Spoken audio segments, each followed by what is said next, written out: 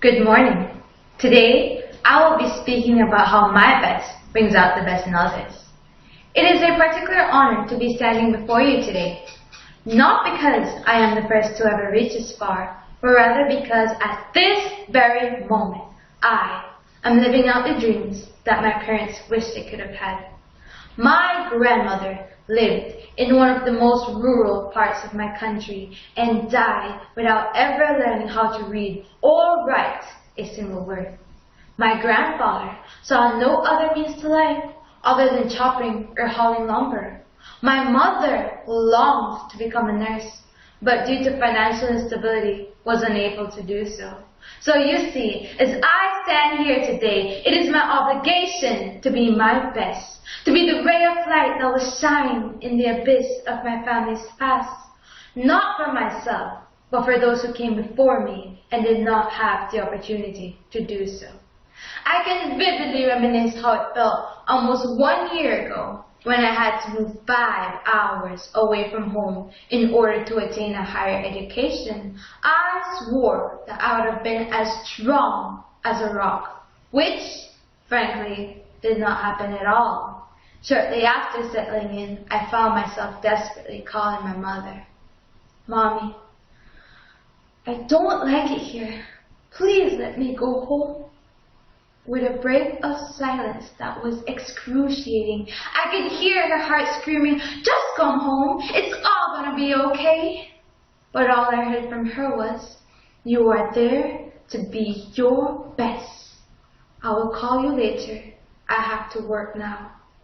And she hung up. After countless of hours weeping and whimpering, I decided to do exactly what I came here to do.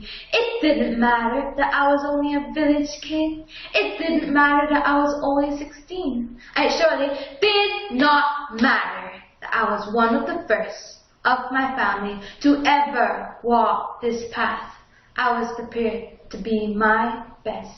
The Latin word carpe noctem, which literally translates to seize the night, perfectly described my itinerary for that semester.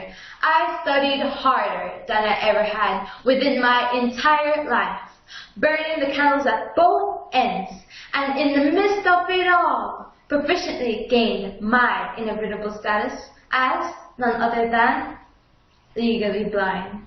But, nevertheless, at the end of that semester, my hard work was evident. While on my school vacation, a small family gathering changed my life. This was done by my 7-year-old cousin. From a very young age, she looked up to me. She loved and adored me for some unknown reason. That day, she ran towards me with tiny embracing arms.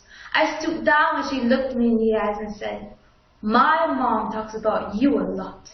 When I'm older, I'll work hard just like you. You'll see, when I'm all grown, I'll be a doctor."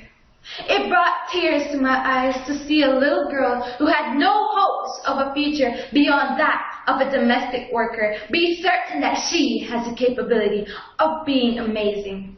A little girl viewed as just another housewife aspired to give herself a name, not solely that of which a husband can provide, but the kind of hard work and dedication provides. But nevertheless, it was heart-rending to see my little girl look towards a brighter future, while I myself strive towards one. Furthermore, in the words of Sir Colin Powell, the freedom to be your best means nothing unless you're willing to do your best. Ladies and gentlemen, your best has the power of uncovering the unimaginable, not only in yourselves, but also in those around you. I leave you with these words. Your best should not be an option, but the moral code by which we all choose to live our lives. Thank you.